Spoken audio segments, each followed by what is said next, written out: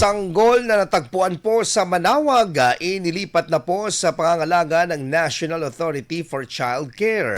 Para sa detalye ng balitang yan, kasama natin Idol Denise Brillante. 104.7 IFM Report.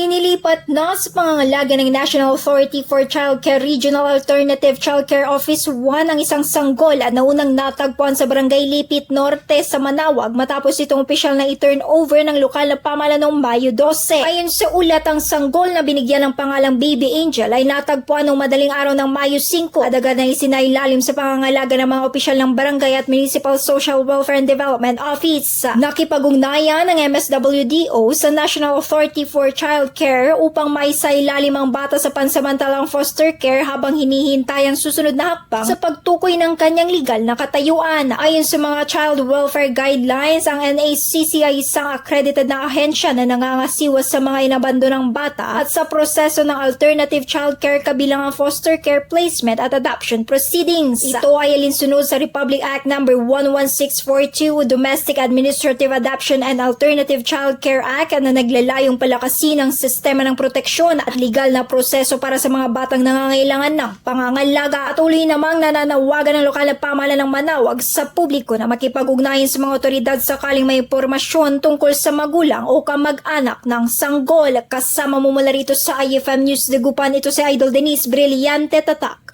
IFM. IFM News. IFM News.